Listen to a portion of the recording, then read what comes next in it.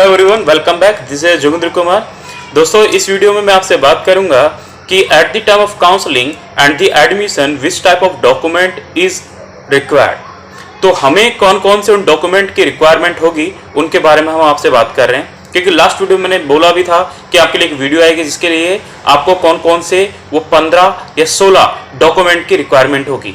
यहाँ पे एक एक के बारे में मैं आपसे डिस्कस करूंगा, जिसका बहुत ही ज़्यादा इंपॉर्टेंट है। कुछ चीज़ों को हम नेक्स्ट वीडियो में डिस्कस करेंगे, क्योंकि ये वीडियो ज़्यादा लंबा ना हो जाए, इसलिए मैंने उस वीडियो को अलग अलग पार्ट में डिवाइड कर दिया गया है हर एक चीज़ को समझाने के लिए। अब इसमें सबसे इंपॉर्टेंट चीज़ क्या है कि आपको ये पता है कि दिल्ली के अंदर 2 यूनिवर्सिटी है। एक यूनिवर्सिटी है IPU और एक यूनिवर्सिटी है दिल्ली यूनिवर्सिटी, यानी जिसको ड्यू कहते हैं। अब दोनों यूनिवर्सिटी के अलग अलग मेडिकल कॉलेज हैं, बट दोनों में मैक्सिमम सिमिलर डॉक्यूमेंट की नीड होती है, और ऑल ओवर भारत में जितने भी मेडिकल कॉलेज हैं उनमें भी सिमिलर डॉक्यूमेंट की नीड होती है। तो वो कौन कौन से डॉक्यूमेंट हैं जो आपके लिए इंपॉर्टेंट है दिल्ली में होने के लिए? एक ये होता है, ये मस्ट है कि दिल्ली में एडमिशन लेने के लिए ये NMC ने ये मस्ट कर दिया है कि आप जिस स्टेट से बिलोंग करते हैं या जिस स्टेट से आपने 11th-12th की है उस स्टेट में आप एडमिशन इजीली ले सकते हो। और अगर दूसरे स्टेट में अगर आपको एडमिशन लेना है तो उसके लिए आपको वहां का आपको डोमिसाइल दिखाना होगा। अब हम बात करते हैं मेन टॉपिक पे, जिसके बारे में हमें डिस्कस करना है, और वो है हमारा कि document require at the time of counselling and the admission. तो कौन कौन से डॉक्यूमेंट है, हम उनके बारे में आपसे बात करेंगे। ये वो सारे डॉक्यूमेंट है जो बहुत मस्ट है आपके पास पहले होना at the time of counselling. देखो, 2 चीजें बोलता हूं। जब मैं काउंसलिंग में मैं खुद गया IP की, तो वहां पे मेरे साथ क्या हुआ था मैं बताता हूं कि मेरा एक डॉक्यूमेंट जो मिस था। अब एक डॉक्यूमेंट कौन सा मिस था ये भी डिपेंड करता है। अब मेरा जो डॉक्यूमेंट मिस था वो मेरा मिस था माइग्रेटिंग सर्टिफिकेट। वो मैं CBSE से नहीं लेके आया, और माइग्रेटिंग सर्टिफिकेट के ना होने की वजह से, माइग्रेटिंग सर्टिफिकेट नहीं होने की वजह से मुझे IPL और यूनिवर्सिटी वालों ने ये कहा कि आप कुछ नहीं, आप इसको 1-2 दिन बाद जमा करा देना। मैंने उस टाइम पे काउंसलिंग में पार्टिसिपेट किया, मुझे कॉलेज भी अलाउट हो गया। उसके बाद फिर मेरे को बोला गया जब आप ये डॉक्यूमेंट लेके आ जाओ तो इसको सबमिट जरूर कर देना। मैंने बोला ठीक है, और मैं उसी दिन गया और अगले दिन से मैं वहां से डॉक्यूमेंट को लेके आ गया और सबमिट भी करा दिया। बट इंपॉर्टेंट चीज क्या है, कौन से ऐसे इंपॉर्टेंट डॉक्यूमेंट हैं जो बहुत मस्ट हैं आपका काउंसलिंग से पहले आपके पास होना। और उनमें सबसे इंपॉर्टेंट आता है जो आपको एक कैटेगरी में रखने वाला डॉक्यूमेंट होता है। लाइक एज आप EWS को शो करना चाहते हो, आप OBC कैटेगरी भी शो करना चाहते हो, आप SC ST शो करना चाहते हो, तो उसके लिए आपको ये मस्ट है कि वो डॉक्यूमेंट होना, वो पहले होना जरूरी है। ठीक है, अब ये कौन कौन से डॉक्यूमेंट हैं जो आपको आपके पास पहले होने जरूरी है। देखो, एक चीज क्या है, IP यूनिवर्सिटी जो है पहले स्टार्टिंग में तो खूब लॉगिन हो जाता है। स्टार्टिंग में हर किसी को, कोई भी साइट की अगर बात करेंगे तो वो इजीली लॉगिन हो जाता है। तो आप ये जरूर याद रखें, आपका जो भी NIT का एडमिट कार्ड है उसकी या तो फोटोस्टेट कर लें, वो तो मस्ट है करके रखना। और दूसरी चीज सबसे इंपॉर्टेंट ये है कि आपको वहां से उसका कंफर्मेशन पेज जो है वो भी आपके पास रखना है। जैसे मैंने जब फॉर्म भरा था तो मैंने NIT का फॉर्म भरा था, लेकिन NIT के बाद मैंने IP यूनिवर्सिटी का भी फॉर्म भरा। तो जो IP यूनिवर्सिटी का मैंने फॉर्म भरा वो IP यूनिवर्सिटी का डॉक्यूमेंट भी मेरे पास होना चाहिए। अगर दोस्तों वो IP यूनिवर्सिटी का डॉक्यूमेंट अगर मेरे पास नहीं रहा तो at the time of counselling वो मुझे एडमिशन के टाइम पीरियड में रिजेक्ट कर सकते हैं। Okay, may be, but maximum chance है रिजेक्ट करने के, क्योंकि उनको तो कोई फर्क नहीं है। अब इसमें सीक्वेंसली मैं एक एक डॉक्यूमेंट के बारे में बहुत इंपॉर्टेंट और बेसिक चीज बताना चाहूंगा, जो आपको वीडियो पूरा देखना, आपको एक एक चीज समझ में आ जाएगी, आपको कहां गलती नहीं करेगी, क्योंकि हर डॉक्यूमेंट के बारे में एक इंपॉर्टेंट चीज है। ठीक है, अब हम इसमें बात करते हैं कौन कौन से डॉक्यूमेंट की जरूरत है और कौन कौन सी की जरूरत नहीं है। देखो, इसमें पहली चीज क्या बोली गई है, फर्स्ट लिखा हुआ है कि all eligible candidate shall bring the following document in original along with attested or self attested copy of each at the time of counseling or the admission। यानी हमें क्या है, एक तो ओरिजिनल कॉपी लेके जानी है और एक उसकी कॉपी लेके जानी है, यानी फोटो स्टेट लेके जानी है। और जो फोटो स्टेट है उस पे आपको सेल्फ अटेस्टेड कराना है, और कुछ डॉक्यूमेंट ऐसे होंगे जिनको आपको गैजेटेड ऑफिसर से अटेस्टेड कराना पड़ेगा। तो दोनों हो गया। अब इसमें सबसे इंपॉर्टेंट डॉक्यूमेंट जो है वो आपका होना चाहिए। दोस्तों, अब हम बात करते हैं कि वो कौन कौन से इंपॉर्टेंट डॉक्यूमेंट हैं जिनकी आपको बहुत ही ज़्यादा नीड है at the time of counselling. अगर दोस्तों इनमें से एक भी वो डॉक्यूमेंट नहीं हुआ आपके पास तो ये समझ लेना आप उस टाइम पे काउंसलिंग से बाहर हो जाएंगे। लेकिन एक इंपॉर्टेंट चीज जो मैं आपके साथ शेयर करना चाहता हूं, मेरे साथ काउंसलिंग में जो हुआ, एक क्या चीज थी कि कुछ डॉक्यूमेंट की नीड नहीं होती। अगर नहीं है आपके पास तो घबराए नहीं, कुछ डॉक्यूमेंट मस्ट होते हैं at the time of counselling में, ठीक है। जैसे आपका नीट का रोल नंबर बहुत इंपॉर्टेंट होता है। अगर आपका नीट का रोल नंबर खो जाता है, इसलिए आप उसकी फोटो स्टेट और उसको बहुत संभाल के रखें। कुछ बच्चे क्या होते हैं, आते हैं घर पे पटक दिया, ढूंढते बाद में नहीं मिलता, खो गया, वो भी बहुत दिक्कत करता है दोस्तों। और सबसे इंपॉर्टेंट चीज क्या, जिस यूनिवर्सिटी का आप फॉर्म भरते हैं वो फॉर्म आपके पास अच्छे से होना भी जरूरी है, क्योंकि वो फॉर्म अगर आपके पास नहीं हुआ, जो आपने जैसे आईपी यूनिवर्सिटी का अगर आपने फॉर्म फिल किया है और वही फॉर्म आपके पास नहीं है, तो वो भी एक दिक्कत करता है। अब इसमें हम बात करेंगे कि कौन कौन से डॉक्यूमेंट्स आपके लिए बहुत ज्यादा इंपॉर्टेंट है, और हम इनको एक सीक्वेंसली, एक बेसिक चीज मैं आपको इंपॉर्टेंट बताऊंगा जो काउंसलिंग में उनका बहुत इंपॉर्टेंट रोल भी होता है। अगर आपका इसके रिगार्डिंग कोई डाउट रह जाता है तो आप मुझसे कमेंट सेक्शन में कमेंट करके कुछ भी जब मर्जी पूछ सकते हैं, या फिर मेरे फेसबुक पेज पे जय कुमार बायोलॉजी क्लासेस को फॉलो करें। वहां पर आप मेरे व्हाट्सएप बटन है उस पर क्लिक करें और मुझे व्हाट्सएप भी कर सकते हैं कि मुझे ये डाउट है। और ये वीडियो इसलिए इंटरेस्टिंग होने वाला है क्योंकि नेक्स्ट टाइम पे आपके लिए इस चैनल पे आपको बहुत सारी ऐसी वीडियोस मिलेंगी जो आपकी काउंसलिंग में हेल्प करेंगी। अब काउंसलिंग में हेल्प करने के लिए आपको ये पता होना चाहिए कि लास्ट ईयर की क्या कट ऑफ थी और क्या नहीं थी। तो ऐसे भी आपको बहुत इंटरेस्टिंग वीडियोस मिलेंगी, तो आप हमारे चैनल को प्लीज सब्सक्राइब करें, और जो आपके लिए बहुत हेल्पफुल होने वाला है नेक्स्ट टाइम पे। तो हम बात कर लेते हैं कि कौन कौन से ऐसे इंपॉर्टेंट डॉक्यूमेंट हैं जिनकी आपको नीड है at the time of counselling. तो पहला सबसे इंपॉर्टेंट डॉक्यूमेंट, अच्छा ये लिस्ट देखो, एक आपको दिख रहा है 1 2 3 4 5 ऐसे सब सीक्वेंस में लिखा हुआ है। सर ऐसा कारण क्या है भाई? कारण है दोस्तों, इन सारे डॉक्यूमेंट्स को एक सीक्वेंस में अरेंज करना पड़ता है। आप चाहे किसी भी यूनिवर्सिटी में जाएंगे तो उनके जो ब्रोशर होता है उस ब्रोशर में ये सारी की सारी डिटेल लिखी होती है कि आपको इनको अरेंज करना पड़ता है सीक्वेंसली, ठीक है। एक एक डॉक्यूमेंट की क्या बेसिक नीड है और क्या आपको हेल्प चाहिए या फिर कहां आप फंस सकते हो, वहां मैं आपकी हेल्प करूंगा। तो आप मुझे सपोर्ट करें, चैनल को सब्सक्राइब करें, बेल आइकन को क्लिक करें, और वीडियो अच्छे लगे तो उसको शेयर भी करें। तो हम स्टार्ट करते हैं सबसे इंपॉर्टेंट कि इसमें कौन कौन से इंपॉर्टेंट डॉक्यूमेंट है। तो दोस्तों सबसे पहले अगर हम बात करें तो सबसे पहला इसमें जो लिखा हुआ है वो लिखा हुआ आपका नीट यूजी का 2022 का एडमिट कार्ड। नीट यूजी में 2022 का सबसे पहला इंपॉर्टेंट यही है कि आपका नीट यूजी का एडमिट कार्ड होना जरूरी है। जो आप एग्जाम देने गए वो वाला एडमिट कार्ड बहुत मस्ट है आपके पास होना। सेकंड चीज यहां पे बोला गया है कि नीट यूजी 2022 का ही आपके पास स्कोर कार्ड होना चाहिए। अभी आपका रिजल्ट नहीं आया है, रिजल्ट आएगा तो वो डॉक्यूमेंट आपको नीड होगी दोस्तों, वो रिजल्ट का स्कोर कार्ड आपको ऐड करना है। थर्ड इंपॉर्टेंट चीज यहां पे लिखा है copy of GGS IPU registration form, यानी गुरु गोविंद सिंह इंद्रप्रस्थ यूनिवर्सिटी ये है, ये दिल्ली की यूनिवर्सिटी है। तो जब आप किसी भी यूनिवर्सिटी का अगर फॉर्म भरते हो, लाइक मैं महाराष्ट्र की कोई यूनिवर्सिटी का फॉर्म भरता हूं तो मुझे उसका फॉर्म चाहिए। मैं राजस्थान की कोई यूनिवर्सिटी का फॉर्म भरता हूं, यूपी की किसी स्टेट का यूनिवर्सिटी का फॉर्म भरता हूं, तो मुझे वो फॉर्म मेरे पास होना चाहिए जो 3rd नंबर पे लगाना है। फोर्थ जो डॉक्यूमेंट है वो आपके पास होना चाहिए कि 4 पासपोर्ट साइज फोटोग्राफ। देखो मैक्सिमम कोशिश करना कि जो भी आपके पास फोटो लगाओ, कभी भी हम फोटो लगाते हैं, जैसे अगर मेरे से कोई बोला जाए कि मेरी एक डॉक्यूमेंट है जो मैंने नेट में लगाई, तो हम क्या करते हैं, अभी आप प्रेजेंटली कुछ और दिख रहे हो और आप फोटो लगाते हो तो 2-3 साल पुरानी, उसमें आप कुछ और लग रहे होते हो। तो काउंसलिंग जब एग्जाम देने भी जाते हैं तब भी दोस्तों इसमें दिक्कत होती है। तो आपका अगर कोई छोटा भाई नीट की तैयारी कर रहा है तो उसकी न्यू फोटो हमेशा लगाएं, ऐसा नहीं है प्रेजेंट की फोटो लगाएं, पास्ट की कोई फोटो को कॉपी पेस्ट ना करें, ठीक है। और आपको 4 पासपोर्ट साइज फोटोग्राफ की नीड होती है, तो आप ज्यादा फोटो बना के रखें, यानी स्टार्टिंग में जब आप नेट का फॉर्म भरते हो तभी आप फोटो बनाते हो तो 16 फोटो स्टार्टिंग में बना लें, क्योंकि आपको बहुत सारे डॉक्यूमेंटेशन की नीड होती है at the time of counselling. तो वहां पे बहुत सारी फोटो की नीड होती है। स्टार्टिंग में 4 है, बाद में आपको और की भी जरूरत पड़ती है।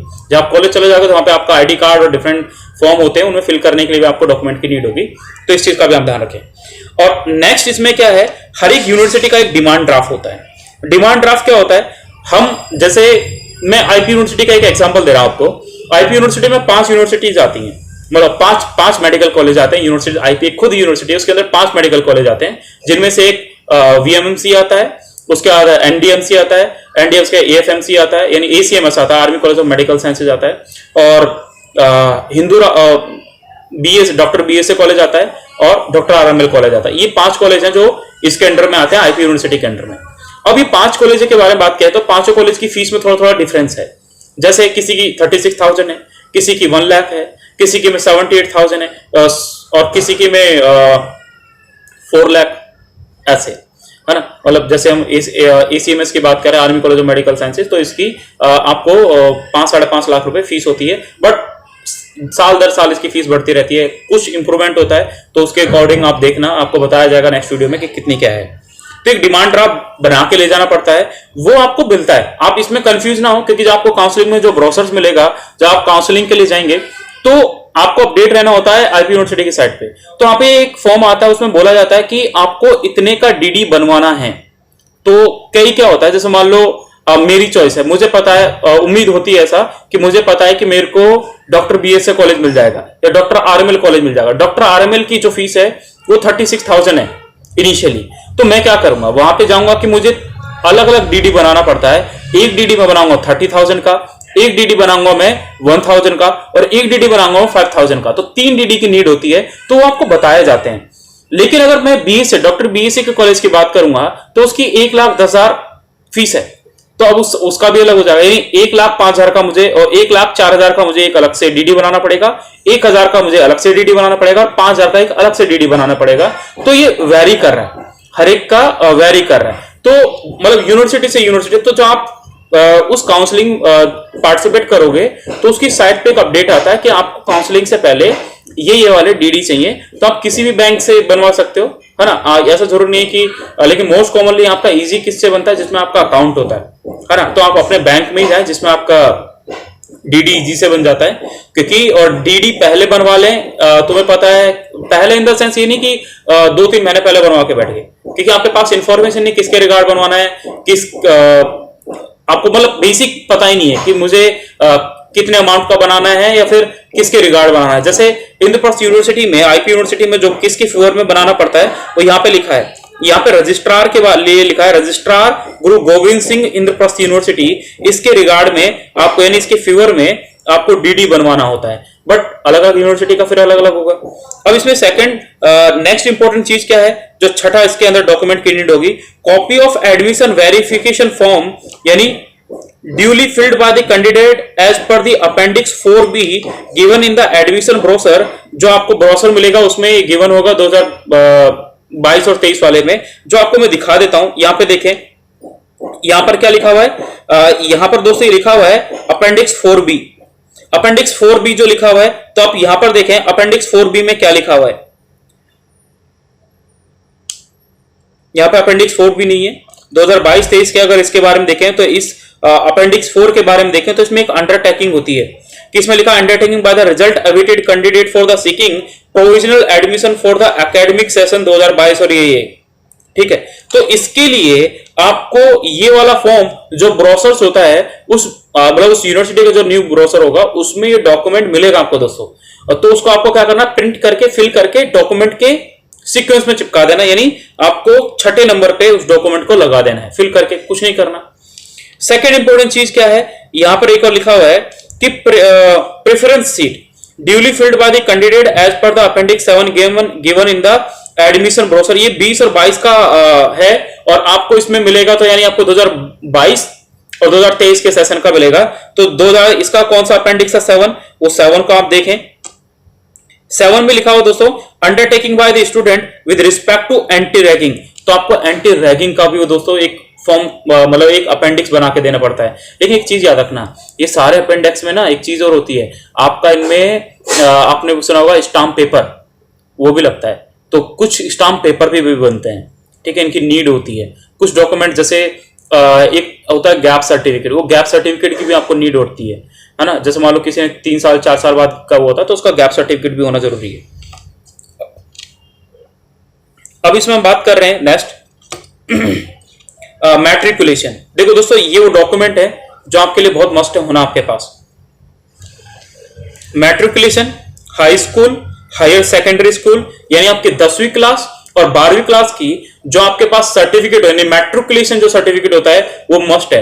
यानी जिसमें आपको ये बताया जाता है कि 10वीं क्लास में आपके पास कौन कौन से सब्जेक्ट थी, और आपके 12th क्लास में आपके पास कौन कौन से सब्जेक्ट थी। हिंदी में उसको सनत कह देते हैं, कि सनत जो है वो होना जरूरी है, ठीक है। 10वीं क्लास में एक बड़ी सी पर्ची सी मिलती है। तो ये बोल दी गई कि जब से ग्रेडिंग सिस्टम हुआ है तो ग्रेडिंग सिस्टम वाले बच्चों का देखोगे तो उनकी एक बड़ी सी सीट आती है ना, और जो बड़ी सी सीट होती है उस पूरी बड़ी सी सीट के अंदर ही क्या होता है, उसके अंदर ही मैट्रिकुलेशन और उसी के अंदर मार्कशीट होती है। तो दो डॉक्यूमेंट एक ही में आ गए। और लेकिन जो बच्चे कुछ होते हैं जो पुराने जब से ये ग्रेडिंग सिस्टम नहीं आया, तो उस ग्रेड से पहले के जो बच्चे हैं उनके पास दो अलग अलग सर्टिफिकेट होंगे, जिनमें क्या उनके पास लिखी होती है कि मेरे पास ये 5 सब्जेक्ट थी 10वीं क्लास में, और मेरे पास 12वीं क्लास में 6 सब्जेक्ट थी, इस टाइप से। तो सब्जेक्ट लिखी होती हैं, उनमें स्कोर नहीं होता। एक होता है स्कोर कार्ड, जो इसमें नेक्स्ट है, जो आपके पास 9th डॉक्यूमेंट है मस्ट होना, वो लिखा है certificate and the marksheet of the qualifying examination issued by the board या यूनिवर्सिटी। यानी जो आपकी मार्कशीट होगी 10th क्लास की और जो 12th क्लास की मार्कशीट होती है वो आपके पास होना जरूरी है। लेकिन जो 10th क्लास के बच्चे उनका ग्रेडिंग सिस्टम है, तो उनके पास क्या पता ये वाली चीज डॉक्यूमेंट नहीं हो। नेक्स्ट चीज इसमें बोला गया है, सबसे इंपॉर्टेंट चीज, जो एक दिल्ली का बच्चा दिल्ली का प्रूव करेगा, तो उसके लिए बोला गया है कि भाई 11वीं 12वीं उसको कहां से की होनी चाहिए, दिल्ली से की होनी चाहिए। ऐसा बोला गया है कि कोई भी बच्चा अगर दिल्ली के किसी भी अफिलिएटेड जो भी मतलब मान्यता प्राप्त अगर स्कूल से अगर उसने 11वीं 12वीं की पढ़ाई की है, तो वो बच्चा एलिजिबल है दिल्ली के आईपी यूनिवर्सिटी की काउंसलिंग में पार्टिसिपेट करने के लिए। ठीक है, आईपी यूनिवर्सिटी या दिल्ली यूनिवर्सिटी के उसमें। नेक्स्ट आपको यहां पे लिखा है, in case of candidate wishes to claim seat in the Delhi region and he she must the proof of having the past qualify examination also from the Delhi. तो मतलब क्या है, उसके पास 11वीं की मार्कशीट होना भी जरूरी है। तो काफी बार आपने देखा होगा कुछ बच्चे क्या होते हैं, मान लो मैंने सपोज करो कि किसी वजह से 10वीं तक तो पढ़ लिया, 11वीं उसने स्किप कर दी और उसने 12वीं सिर्फ पत्राचार से कर ली या ओपन से कर ली। तो भाई 11वीं नहीं करी, 12वीं कर रखी है, लेकिन नेट के लिए क्या बोल रहा है, 11वीं भी होना मस्ट है। तो इसलिए ये एक स्टेटमेंट है इसकी आईपी यूनिवर्सिटी या दिल्ली यूनिवर्सिटी के बारे में मेडिकल कॉलेज में एडमिशन लेने के लिए, कि आपके पास ये बहुत जरूरी है कि 11वीं की मार्कशीट आपके पास होना बहुत जरूरी है, मतलब ये सिस्टम आपके पास होना जरूरी है। तो 11वीं 12वीं की दोनों की मार्कशीट होना जरूरी है। नेक्स्ट आपसे बोला गया है जो 11वां डॉक्यूमेंट है, और 11वां डॉक्यूमेंट आपका कैरेक्टर सर्टिफिकेट, या आप किसी भी गैजेटेड ऑफिसर से बनवा सकते हो, या जरूरत नहीं है, आप जिस हॉस्पिटल में भी एडमिशन लेने जाओगे ना, वहां अगर आपका कोई नॉन टू बी डॉक्टर है तो उस नॉन टू डॉक्टर से जाके स्टाम्प लगवा के लेके आ जाओ, एमबीबीएस डॉक्टर से। या फिर आप हॉस्पिटल में जाओ, सर ऐसे ऐसे एडमिशन के लिए हम ये कर दो, कर देते हैं, कोई मना नहीं करता। ठीक है, मैंने ऐसे ही किया था, क्योंकि मेरे भाई थे वो नॉन टू थे, वहां पे डॉक्टर पे, तो उन्होंने डॉक्टर को मिला, न्यूरो सर्जन थे, उन्होंने जाके बस स्टाम्प मारा और हो गया। तो काउंसलिंग के टाइम पे आपको इन डॉक्यूमेंट की इतना नीड नहीं होती। क्या होता है, मार्केट में 2 रुपए का फॉर्म आता है कैरेक्टर सर्टिफिकेट, उसी को ही फिल करके न्यू लेके जाना है।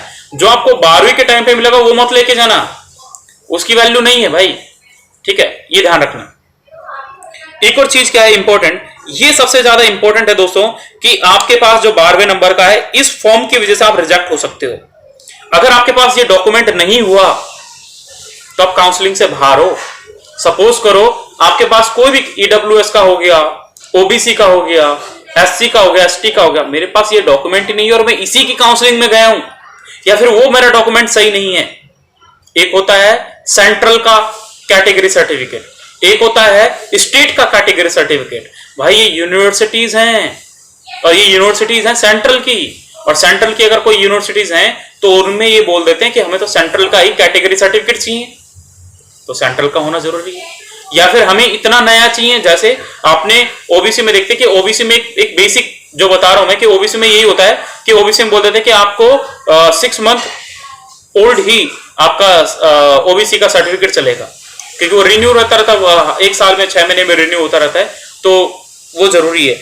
ये डॉक्यूमेंट होना बहुत मस्ट है दोस्तों। अब नेक्स्ट चीज आपके पास इसमें लिखा हुआ, अच्छा एक चीज और मैं आपको बता देता हूं सर्टिफिकेट के बारे में, कि आप किसी भी उसका, चाहे डिफेंस का हो, पीडब्ल्यूडी का हो, या फिर किसी कैटेगरी का हो, तो ये सारे डॉक्यूमेंट आपके पास पहले से होना मस्ट है। एक तो अपडेटेड होना चाहिए, और अगर पुराना है तो उसको देख लें कि रिन्यू करने की नीड तो नहीं है। अब सेकेंड इंपॉर्टेंट चीज जो आपको पता होना चाहिए, कि एक बात की जाती है कि सर इसमें मेरे फादर का एससी का सर्टिफिकेट चलेगा, मेरे फादर का ओबीसी का सर्टिफिकेट चलेगा क्या, मेरे फादर का पीडब्ल्यूडी का चलेगा? हाँ, पीडब्ल्यूडी फादर का भी चलेगा, आपका पीडब्ल्यूडी का ना हो तो चलेगा, लेकिन जो आपके कैटेगरी सर्टिफिकेट हैं, ईडब्ल्यूएस हो गया, ओबीसी हो गया, एससी हो गया, एसटी हो गया, इनमें दोस्तों आपके पापा का भी चाहिए और आपका भी डॉक्यूमेंट चाहिए, क्योंकि आपका नाम चलेगा ना आगे। तो जो डॉक्यूमेंट कैटेगरी का होगा वो आपका नाम पे भी होना जरूरी है। फादर का भी मस्ट है और आपका भी होना मस्ट है, तो दोनों के डॉक्यूमेंट को आप तैयार रखें। नेक्स्ट इसमें जो बोला गया है, जो 13वें नंबर पे लिखा है appendix 1 as given in the admission brochure 2022, उसमें लिखा है कि relevant entitled certificate if the admission is claimed in the defence category.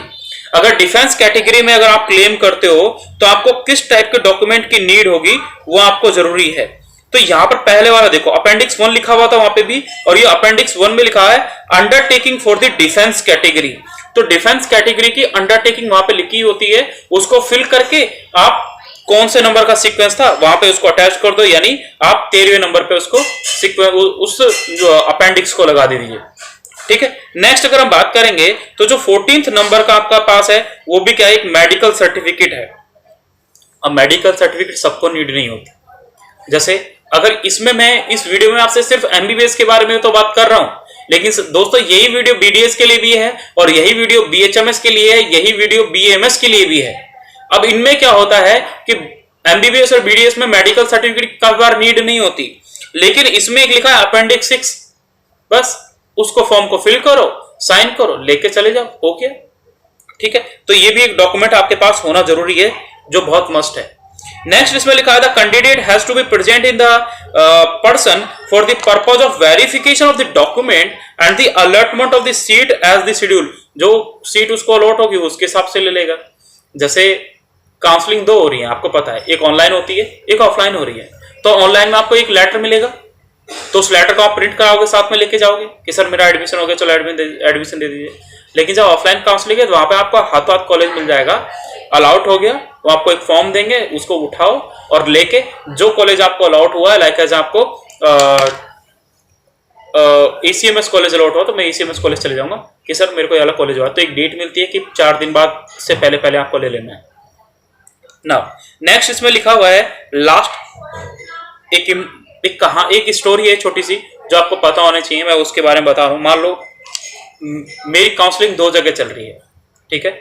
तो इसमें लिखा था candidate must provide original certificate for the purpose of verification of document and allotment of the seat and in case he has taken admission somewhere else and deposit the document and then he and she should submit a return proof for the concern college institution university for the same. तो उसमें क्या होता है, एक slip मिलती है, जहां आपको डॉक्यूमेंट कौन कौन से आपने सबमिट किए उसकी एक स्लिप मिलती है, आपको एक फी स्लिप मिलती है। तो वो चीजें लेके आप दूसरे कॉलेज में जा सकते हो। मान लो फर्स्ट राउंड मैंने कॉलेज ले लिया, लेकिन मैं चाहता हूं, मैं अपग्रेड करना चाहता हूं, अब मेरे को डॉक्यूमेंट नहीं है मेरे पास, तो मैं क्या करूं, मैं काउंसलिंग तो कराऊंगा और मान लो मेरे डॉक्यूमेंट देने वो देरी कर देते हैं, लेकिन जो कॉलेज मेरे को न्यू अलॉट हुआ है तो मैं उसके लिए क्या करूं, वहां जाके उनको दिखाऊंगा कि सर मैंने यहाँ पे एडमिशन ले लिया, डॉक्यूमेंट के लिए वो इतना टाइम मांग रहे।